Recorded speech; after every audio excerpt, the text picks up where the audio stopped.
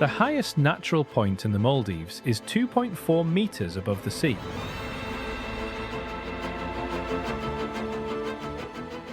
Not a hill, not a ridge, a low swell of sand on an island called Wilingili in the far south of the country. You could walk across it without noticing you had climbed anything at all. There are no mountains here, no rivers, no streams, no lakes on almost any island. No bedrock to quarry, no clay to fire, no stone to cut.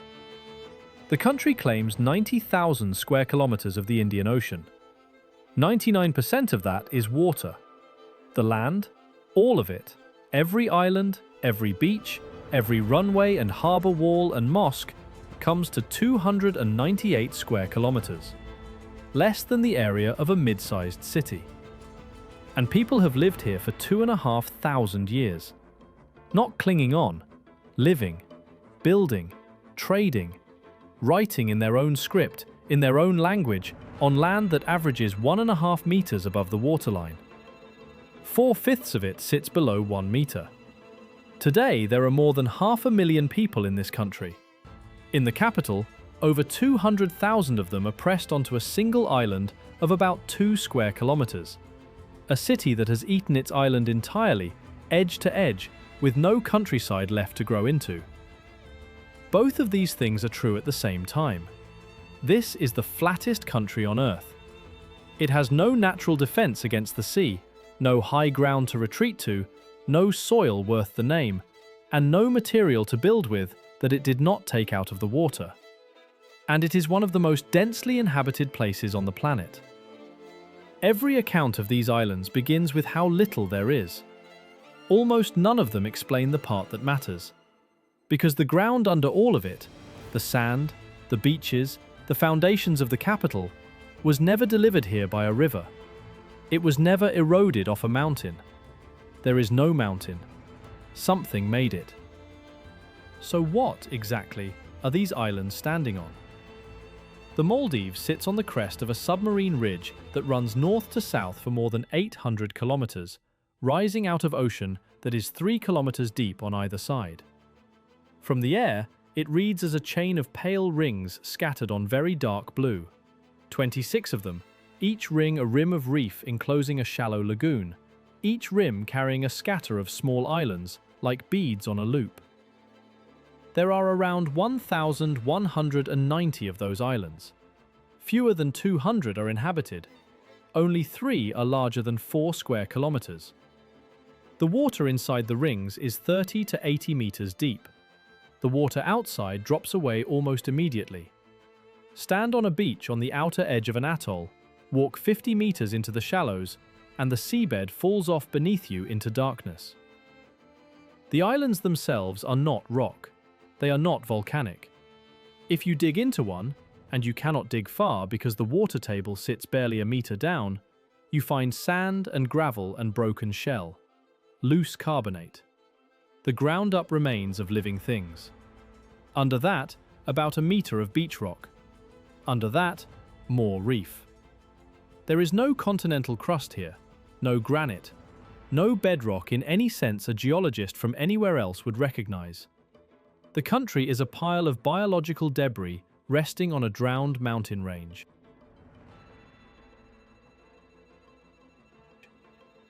And it is not finished being made. That is the thing the postcards leave out. These islands are not a platform sitting on top of the ocean, waiting for the water to take them back. They are a product of the ocean, assembled, moved, torn down and rebuilt by the same water that appears, from a distance, to be simply surrounding them. Every grain of this country was alive once. Understanding that is the difference between seeing a fragile paradise and seeing what is actually happening here. Because the reef is not scenery, it is the machine. Start with the sand. Walk any beach in the Maldives and pick up a handful. It is startlingly white, very fine, and almost cool to the touch even at midday, because it is not silica. It is calcium carbonate, limestone ground to powder. Some of it was broken off the reef by waves. A great deal of it was not.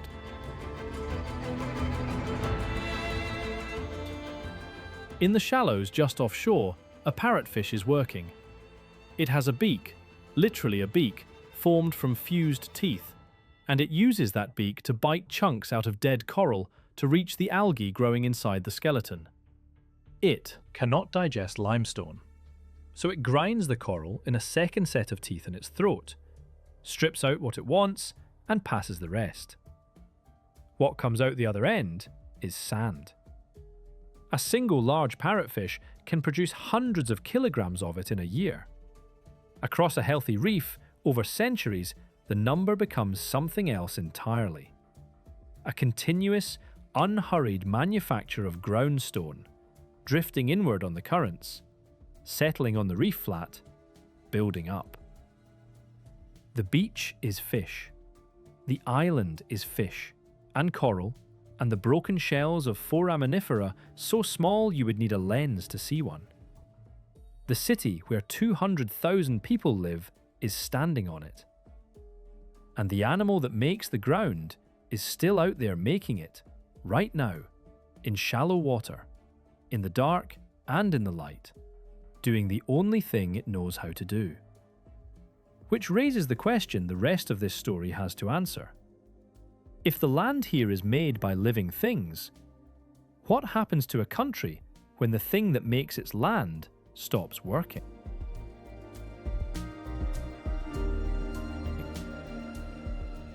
Go to the capital first, because the capital is where the arithmetic of this country stops being abstract. Malé sits at the southern edge of North Malé Atoll, near the geographic centre of the archipelago. It is not large. The central island is roughly 2 square kilometres. You can walk from one shore to the opposite shore in about 20 minutes, if the traffic lets you.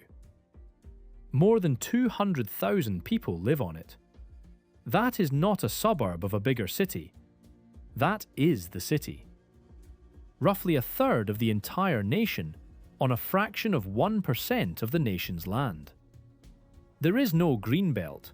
There are no fields. There is no outskirts. The buildings run to the seawall on every side and stop. And beyond the seawall, there is nothing but water for 8 kilometres in one direction and 40 in another. In most cities, land is expensive. In Malé, land does not exist as a variable at all. The island is the island. It cannot be extended inland because there is no inland. Every square metre that has ever been available was available 500 years ago. So the city went up. Narrow buildings, 5 and 6 and 8 stories, packed shoulder to shoulder with almost no setback. Streets that are barely wide enough for 2 motorcycles to pass. Households sharing apartments with extended family or with strangers because there is nowhere else within a 2-hour ferry ride to go. In 1987, about 20,000 people lived here. By 2006, it was 100,000. Today, it is more than double that again. Nothing about the island changed, only the number of people standing on it.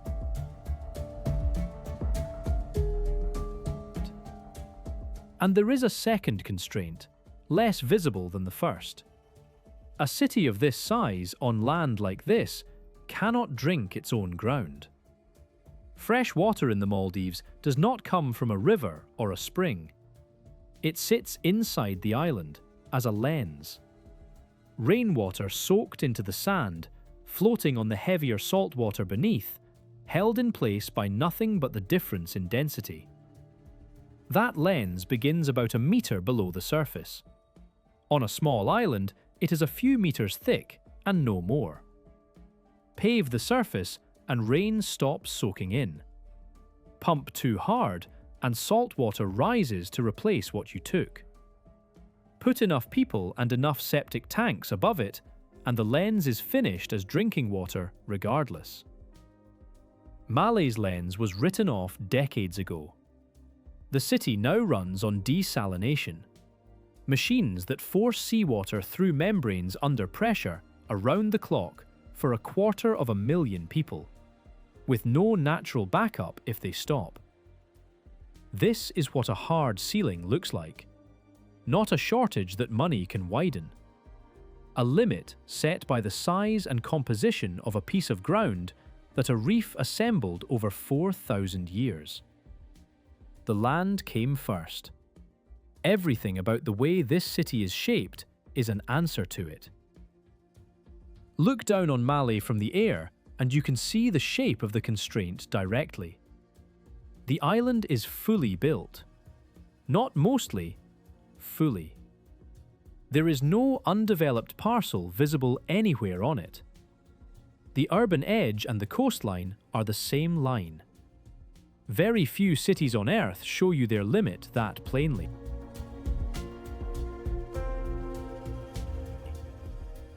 But the people who first came here did not arrive to build a city. They arrived because of something small and glossy and lying in enormous quantities in the shallows.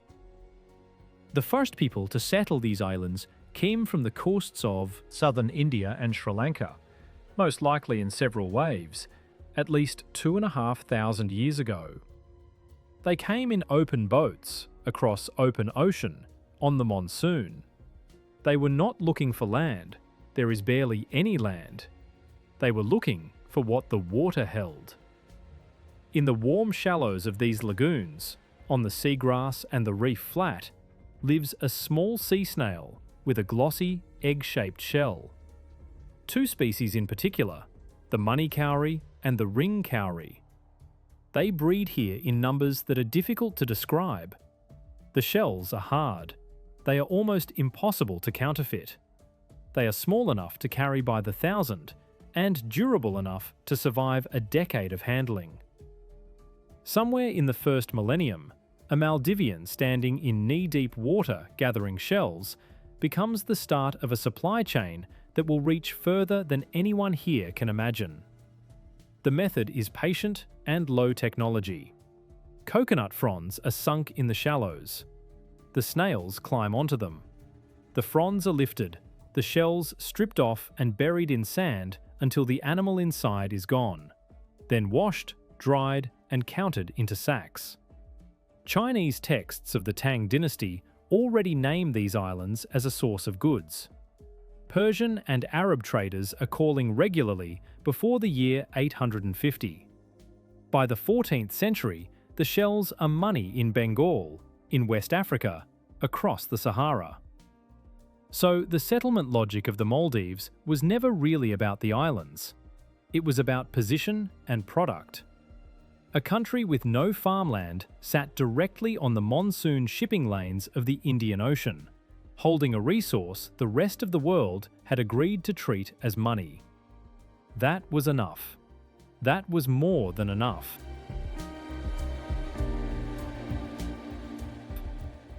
But there was a second problem with living here, and it took longer to solve. You cannot build with sand.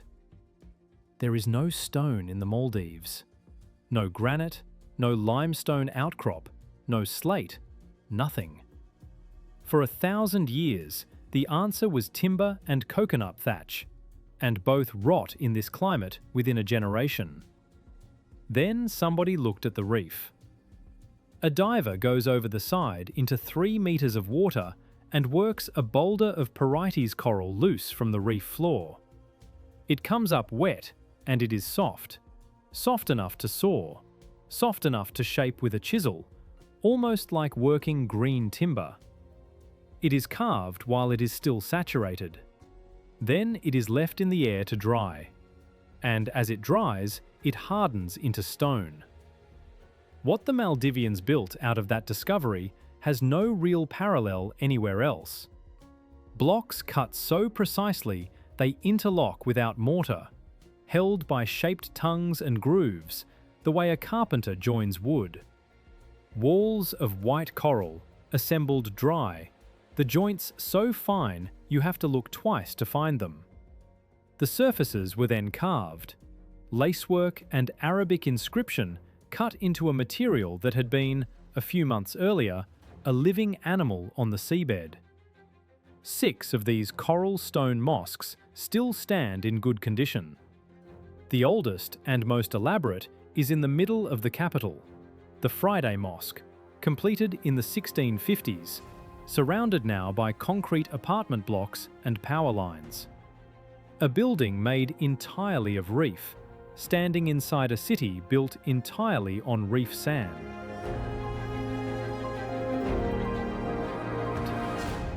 Which is the pattern once you notice it? Every solution here came out of the water. The money came out of the water. The building material came out of the water. The food came out of the water. And the wall that keeps the ocean off these islands came out of the water too. They were quarrying it. Hold that, it matters later. A few streets from the Friday Mosque is the fish market on the northern waterfront, where the day's skipjack comes in stacked like firewood on wet concrete. Across a short channel sits Huhule, the airport island, which is essentially a runway with a shoreline, because no island here was long enough to land a jet on until one was made long enough. But to understand why any of this ended up here, you have to stop seeing the country as a destination and start seeing it as a barrier. The atoll chain runs more than 800 kilometres north to south, almost dead straight, across one of the busiest stretches of ocean on Earth. It stands directly in the path of everything sailing between Arabia, India, and the Far East. A wall with almost no doors. The reef rims are shallow, unlit, and unforgiving to a hull. For most of that 800 kilometres, there is no safe way through at all. Only near the southern end do two genuine open passages cut clean across the chain. Wide, deep channels where the ocean runs straight through from one side to the other.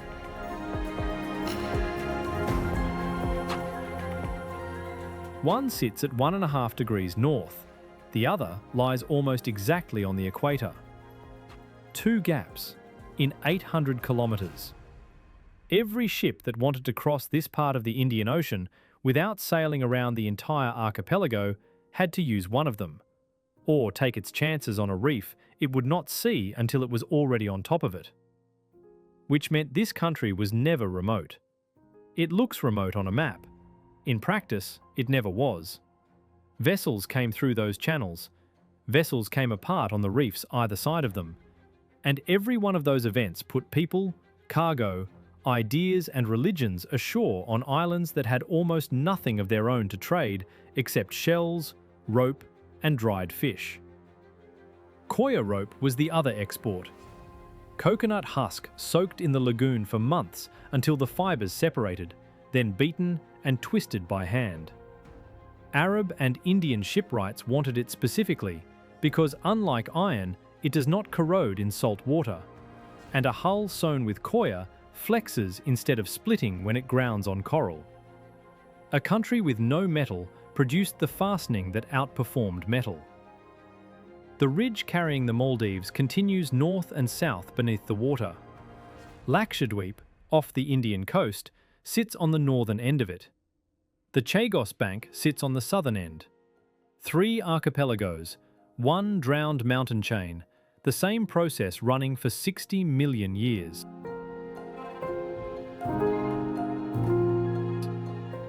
And on the beach of almost any of these islands, after dark, that process makes a sound. A dry, faint scraping coming from thousands of hermit crabs moving up out of the tide line into the shore vegetation. A hermit crab has a soft, coiled abdomen and no armour of its own. It has to find a shell. On a continent, that is a matter of preference. Here, it is a matter of geology. Because there is nothing hard on these islands. No rock crevice to hide in, no cliff to shelter under, no ground firm enough to burrow into. The sand is too loose and the water table is too close to the surface. Everything solid on a Maldivian island came out of the sea, including every possible home. So the crab inherits. It waits for a snail to die and takes the shell, and carries it until it outgrows it. Then it queues, genuinely queues, in a line arranged by size, for a larger one to fall vacant, and a dozen crabs will exchange houses in sequence in under a minute. It is the same problem the mosque builders faced, solved the same way. There is no material here. There is only what the reef makes and what the reef leaves behind. Under the shore bushes, in the leaf litter, an animal that cannot build carries a house that something else built. It has been doing that here for longer than anyone has been counting. Water is the other inheritance, and water is the one that runs out.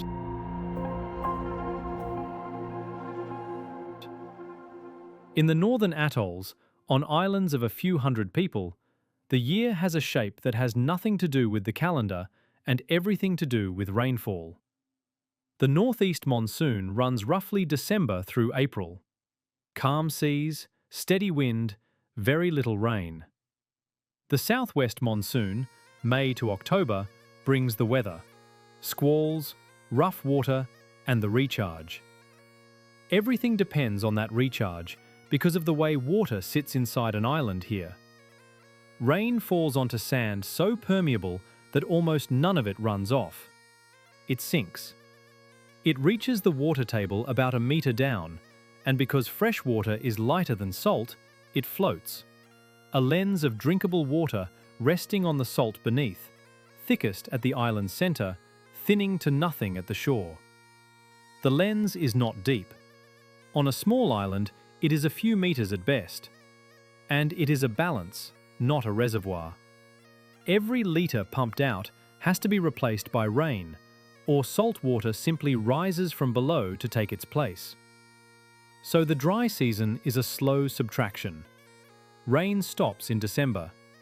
Wells are drawn down through January and February. By March, on roughly half the inhabited islands in the country, the lens is effectively finished.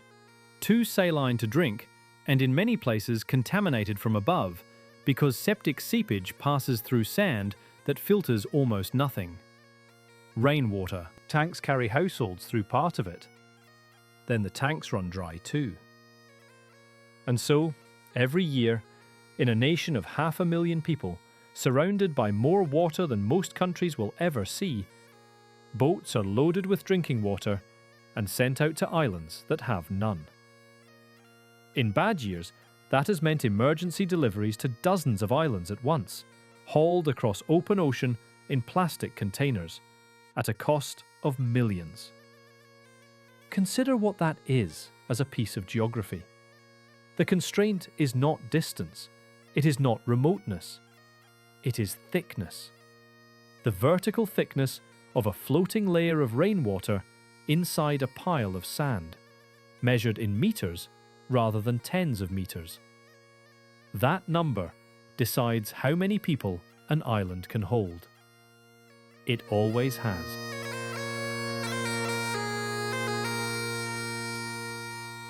On Kiadu, in Vavu Atoll, 641 people live on 7 hectares. A strip of sand 500 meters long and half that wide.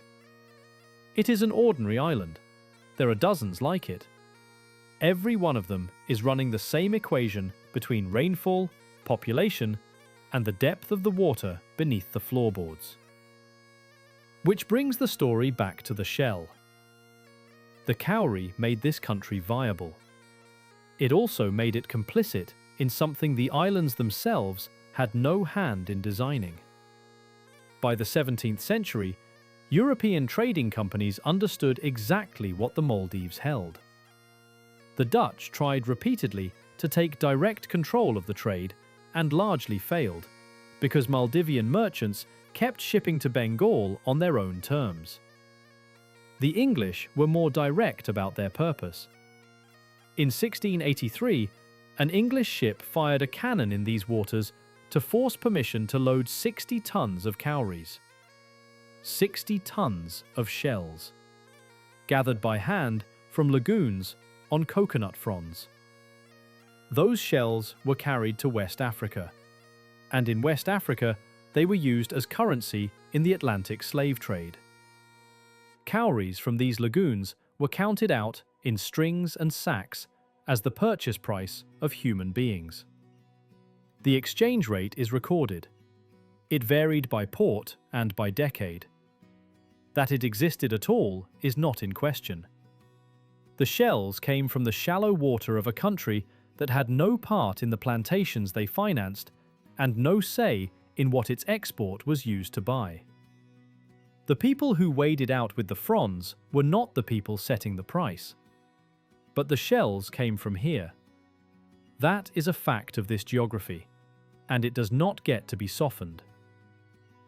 The trade wound down in the 19th century as European silver displaced shell money. What it left behind was an archipelago that had been connected to the entire world economy for 1,000 years, and that had never once been able to feed itself from its own soil.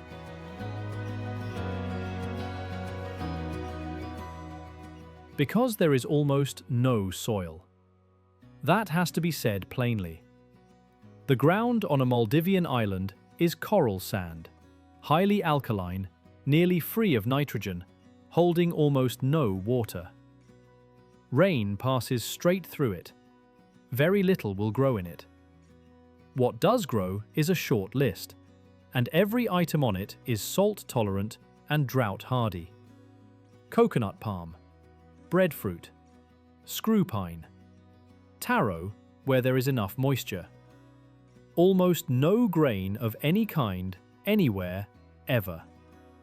So the staple diet of this country came from the water and the palm. Skipjack tuna, boiled and smoked until it is hard enough to keep for months without refrigeration. Coconut, in every form the plant allows. Chili and lime and onion, imported. Rice, imported. For centuries, traded for shells and dried fish in Bengal and Ceylon and carried back on the monsoon. A national cuisine of tuna and coconut is not a preference. It is a soil report. And the tuna is not an accident either. The atolls sit in open ocean where deep water rises against the reef walls, and skipjacks school in enormous numbers in the currents that run along and between them. Maldivian crews have taken them the same way for at least 1,000 years. One fish at a time, on a barbless hook and a pole, with live bait scattered from the deck and water sprayed across the surface to hide the boat. One line, one fish, no net. Roughly a quarter of the world's pole and line tuna catch still comes out of these waters. A method that slow survives for one reason. It matches the geography. There is no shelf here to trawl, no seabed to drag. There is a wall of reef, a current, and a school of fish moving along it.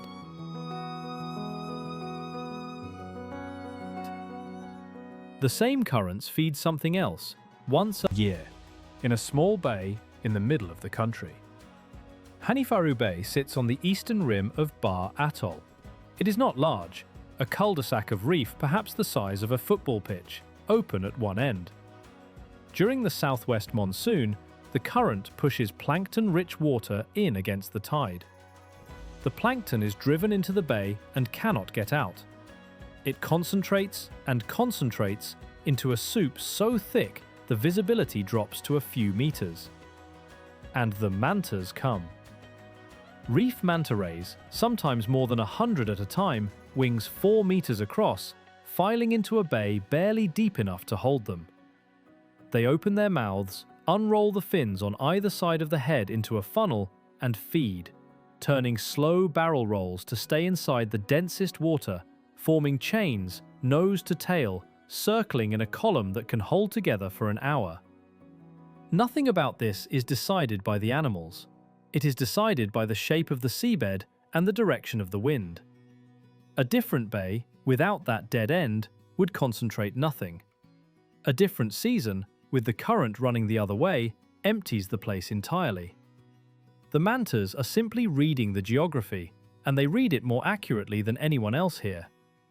They have been doing it for as long as the bay has had that shape, which, in this country, is not necessarily very long at all.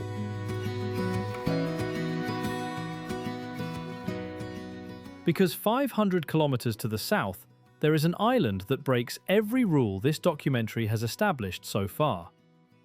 Fuvahmulah is 33 kilometers north of the equator, and it is alone.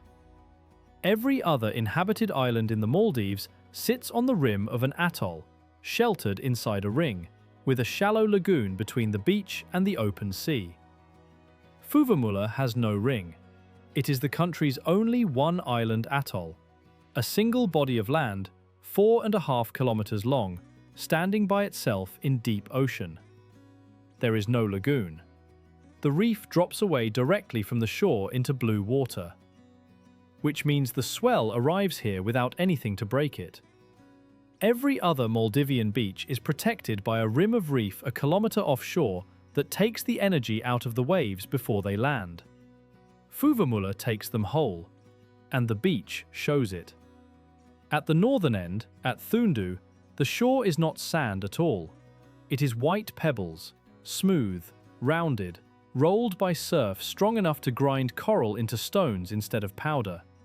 It is the only beach like it in the country, and the only place in the Maldives where a wave breaks properly enough to surf. But the strangest thing about Fuvahmulah is in the middle of it. The island holds two freshwater lakes, Bandara Kilhi and Dadimagi Kilhi, the only real lakes in a country with no rivers and no lakes. The mechanism is a piece of geological accident. Fuvahmulah was once a small atoll like any other, with a lagoon at its center and a channel connecting that lagoon to the sea. Over time, coral growth closed the channel. The lagoon was sealed off. Rain kept falling into it, and salt water stopped coming in, and the enclosed water slowly turned fresh. What is left is an island shaped like a shallow bowl, a raised rim of storm-thrown sand and shingle around a low, wet interior of marsh, peat, and standing water. Peat, actual organic soil, meters of it in places, formed from centuries of rotting reed and fern in ground that never dries out.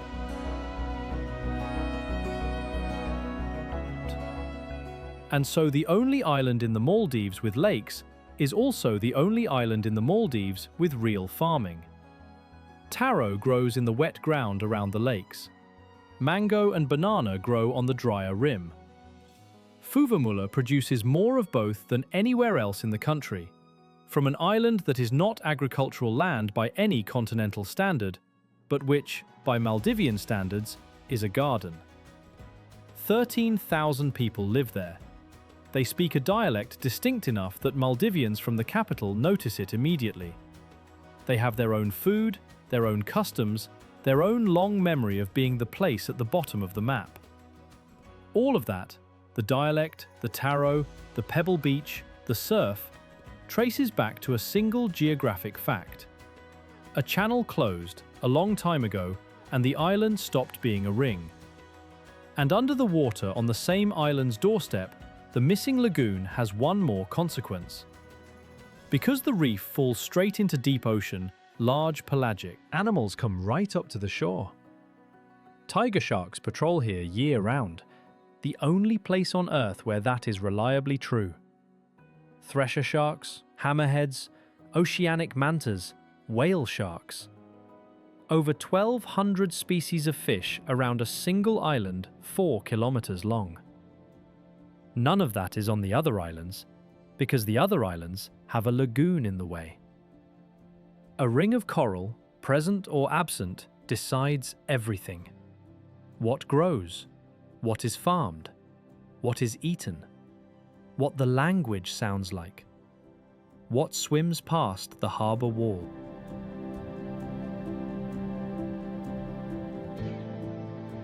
Now go 150 kilometers further, to the very bottom of the country, and stand on the highest ground in the Maldives. It is a rise on Wilingili in Adu Atoll. 2.4 meters. 2.4 meters is the ceiling of an entire nation.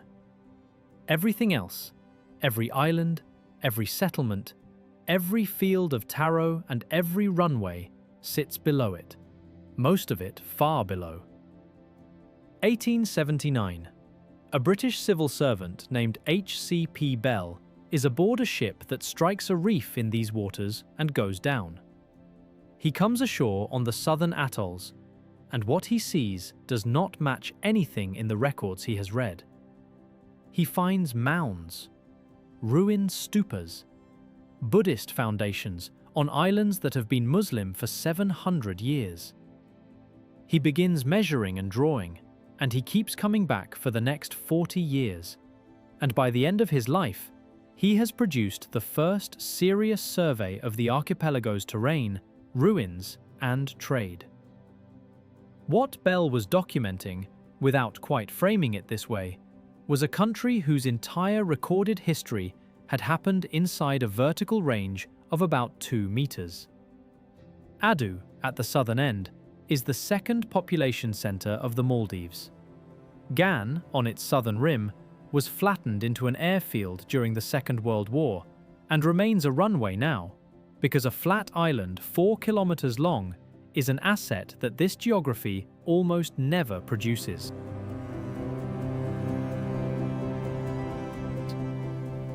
But the thing that protects all of it, every island, including the 2.4-meter high point, is the reef.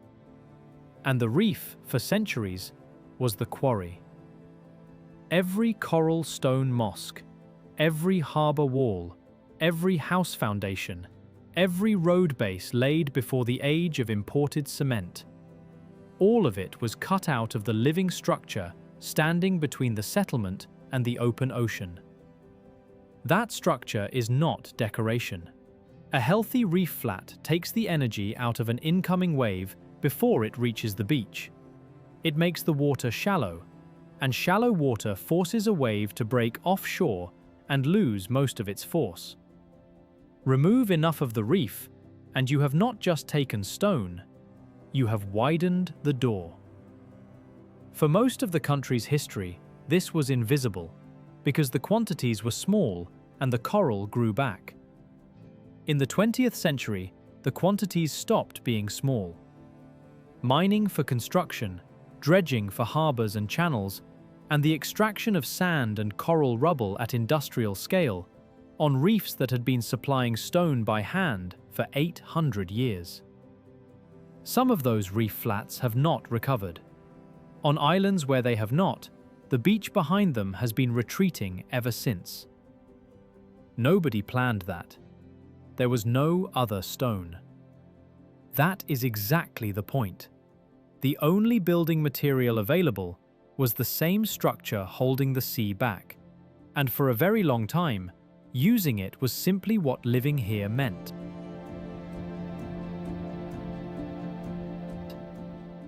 Which is where the story that everyone thinks they know about this country needs to be interrupted. For most of the last few decades, the Maldives has been described from the outside in one sentence: a flat country waiting to go under. It is a tidy story, and it has one assumption buried inside it that nobody examines. The assumption is that these islands are solid objects, that an island is a thing, fixed in place, of fixed size, which water can only take away from. That is not what an atoll island is. Look at Huvadu in the south. It is the largest natural atoll on Earth by area. A ring enclosing a lagoon so wide that from the middle of it you cannot see the far rim. 241 islands sit around that ring. Researchers went through the shoreline record for those islands, island by island, over decades of aerial and satellite imagery. The result was not what the single-sentence story predicts. 42% of the islands had lost ground to erosion. 39% were essentially unchanged, and 20% had grown. More than that, the rate of erosion did not track the rate of sea level rise. The islands sitting where the water was rising fastest were not the ones eroding fastest.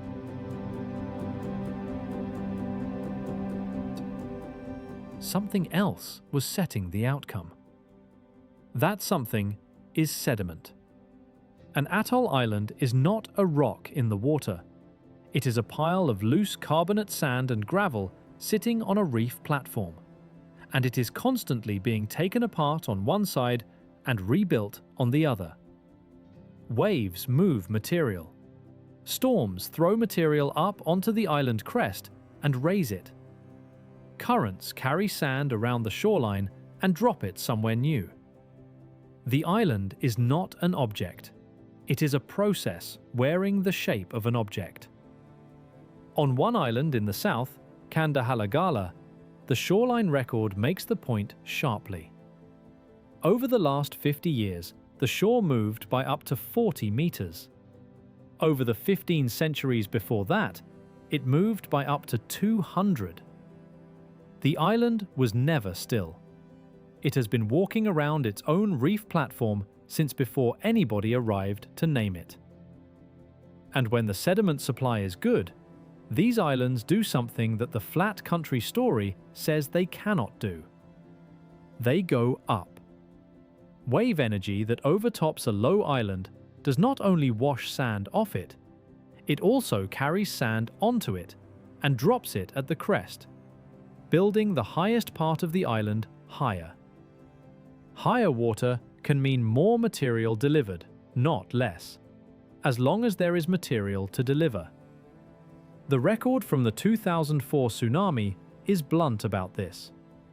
On some Maldivian islands, the wave stripped the beaches. On others, it raised the island's surface by up to 30 centimeters in a single afternoon by dumping reef sediment across the top of it.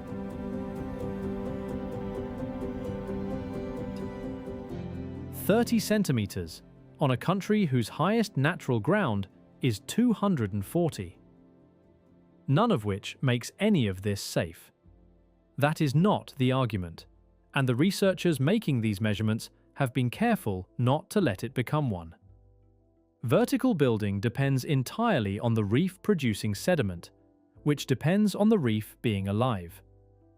A dead reef makes no sand.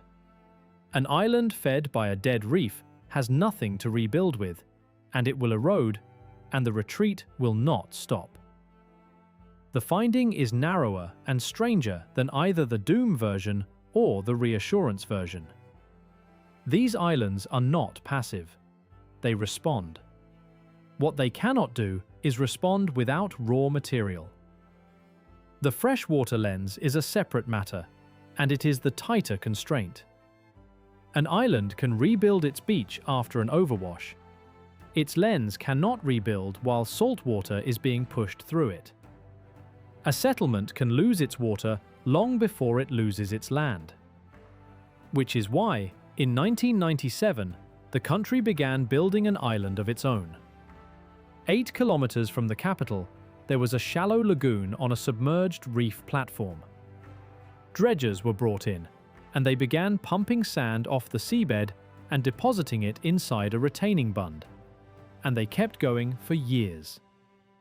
The result is Hulhumale, roughly 4 square kilometers of new land that did not exist within living memory, laid out with streets and apartment blocks and schools and a hospital, connected to the airport island by a bridge. And it was raised to about 2 meters above sea level, roughly twice the height of the capital next door. That extra meter is the entire point of the project. It is not decorative. On terrain like this, a meter of freeboard is the difference between a storm surge running through the ground floor and a storm surge stopping at the sea wall.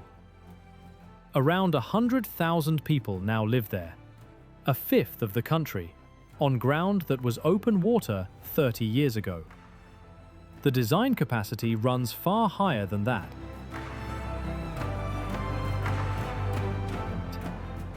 But look closely at what was actually done. Sand was taken from the seabed, moved a short distance, and piled onto a reef platform until it stood above the waterline. That is precisely what the reef has been doing here for 4,000 years. The dredger is faster, and it can choose where to put the sand, and it does not need the coral to be alive to do it. Those are real advantages. What it does not have is time. The reef has been running the same operation continuously since before anyone arrived, and it has never once needed fuel. Hulhu Malay is not a break from Maldivian geography. It is an impatient imitation of it. Elsewhere in the same lagoon system, other platforms have been filled for other purposes. Thilafushi began as a shallow lagoon and became industrial ground and landfill, an island made of the country's own discarded material. Ma'afushi, an ordinary inhabited island an hour south of the capital, filled with guest houses when the law allowed tourists to stay on local islands, and reorganized its economy in a decade. Land in this country is the one thing that has always been manufactured. The only question has ever been, by who?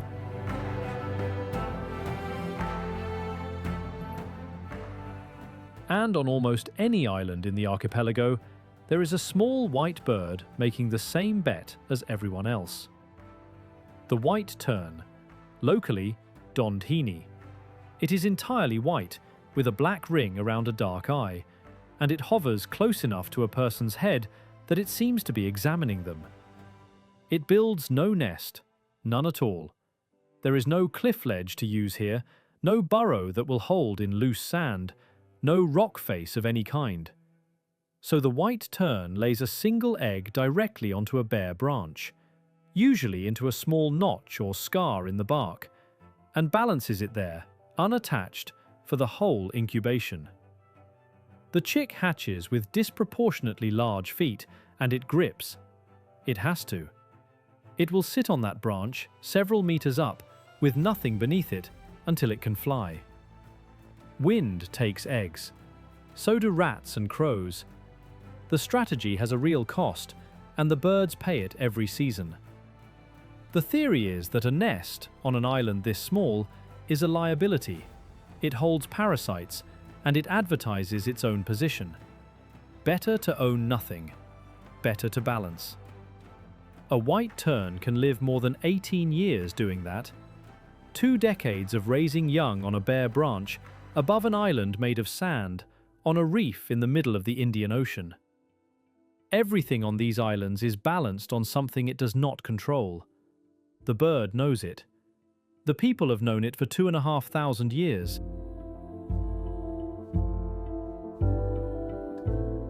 So the question that opened this, why does anyone live on islands barely above the sea, has an answer. And it is not resilience, and it is not stubbornness, and it is not that they had nowhere else to go. The answer is that the ocean here has been building land faster than it takes it away. Not always, not everywhere, not reliably. But for the last 4,000 years, on balance, yes. And that is the only reason there is anything here at all. To see how, you have to go back 60 million years to a chain of volcanoes. The Maldives sits on a submarine ridge that runs almost dead straight for hundreds of kilometers. That straightness is a signature. Ridges like this are made when a plate of the Earth's crust travels slowly over a fixed hotspot in the mantle, and the hotspot burns a line of volcanoes through it, one after another, like a torch under a moving sheet of steel. Those volcanoes broke the surface. They were real islands, with real rock, with cliffs and slopes and streams. And then the crust cooled, and the seafloor sagged under their weight, and every one of them began to sink.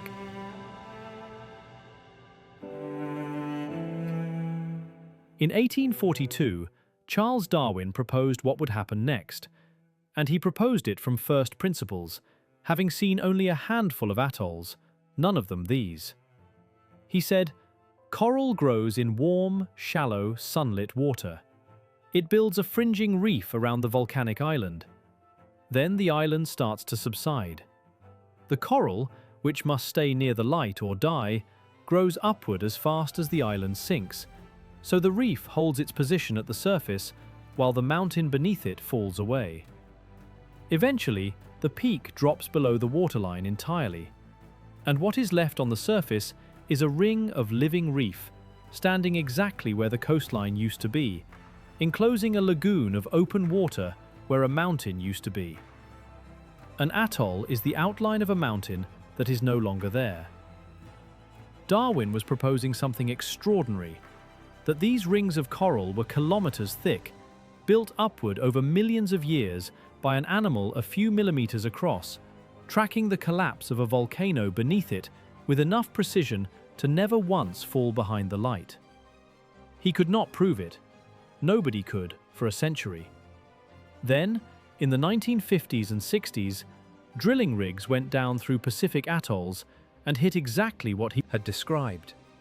Hundreds of meters of coral limestone, layer on layer, and volcanic basalt at the bottom. He was right.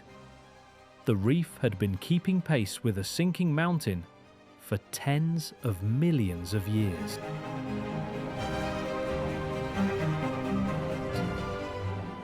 But that is only the atoll.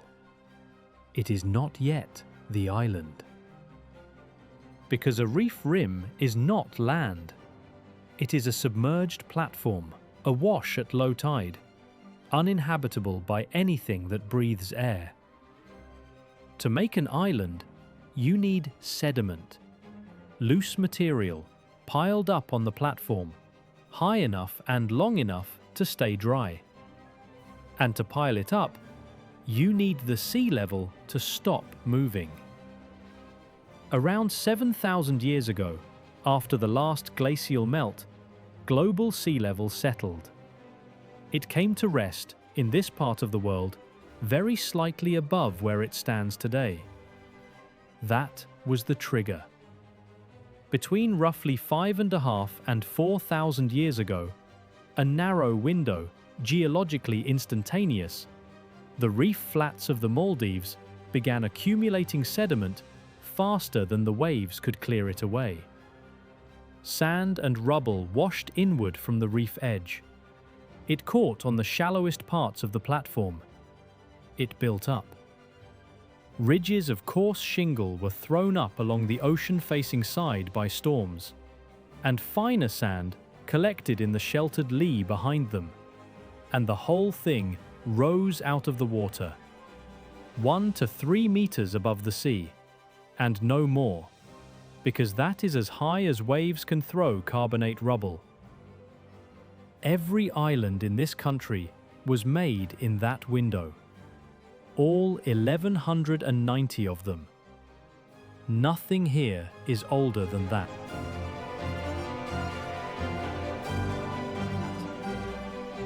And now the whole thing resolves. The reef holds the position of a drowned volcano. The reef's own inhabitants, the coral, the algae, the foraminifera, the parrotfish grinding limestone in its throat, manufacture carbonate sediment continuously, and the waves deliver it inward and pile it onto the platform. That pile is the land. That is the entire supply chain. Every grain of this country was alive once. The beaches, the streets, the foundations of a city where 200,000 people are sleeping tonight. All of it is skeleton, ground fine, delivered by water, stacked by storms. The Maldives is not a country that sits on the ocean. It is a country the ocean is still making. And that is why anyone lives on islands barely above the sea. Not because they gambled, because for 4,000 years, the ground has been arriving faster than it leaves.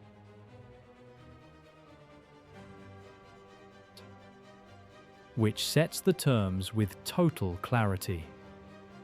The high point of this nation is 2.4 meters, and there is no possibility of ever finding a higher one, because 2 to 3 meters above sea level is the physical ceiling of what this process can build. There is no mechanism here for making mountains. There never was. Everything, then, depends on the factory. A living reef produces sediment, breaks incoming waves before they reach the shore, and rebuilds the beach after they do. It does all three at once. It is the quarry, the seawall, and the repair crew. A dead reef does none of them. It stops making sand. It becomes flatter and more permeable to wave energy. And the island behind it, deprived of new material, has nothing left to rebuild with. The threat to these islands was never really the height of the water. It is whether the thing that makes the land is still working when the water arrives. That is a harder question than the flat country sentence allows, and it is the one that actually determines what happens here.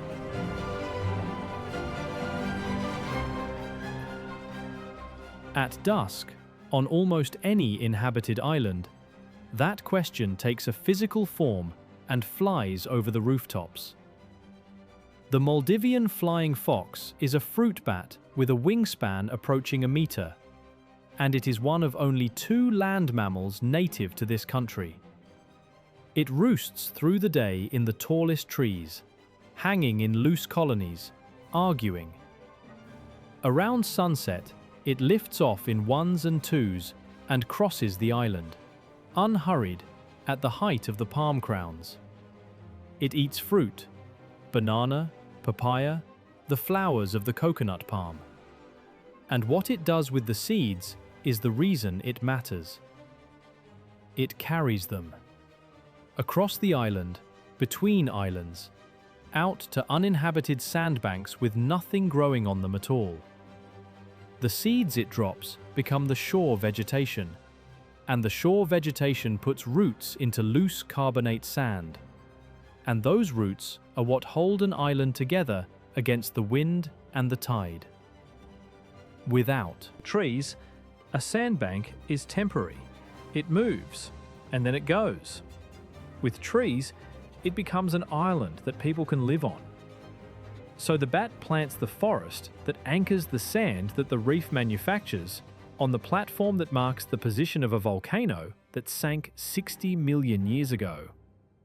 That is the whole country in one sentence, and every link in it is alive.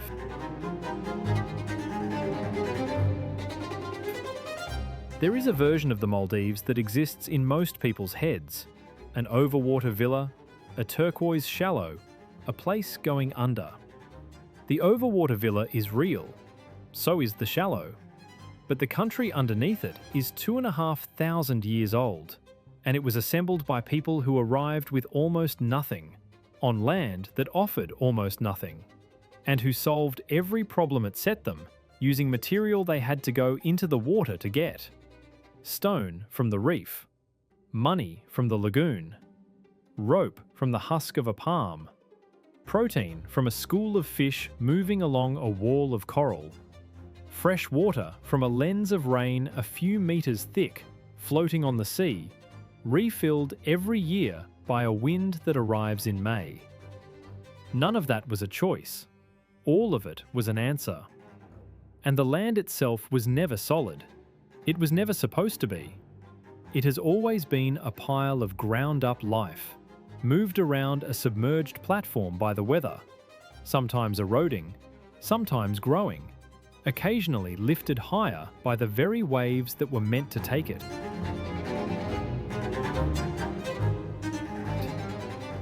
What happens to that arrangement in the coming century, nobody standing here can honestly say.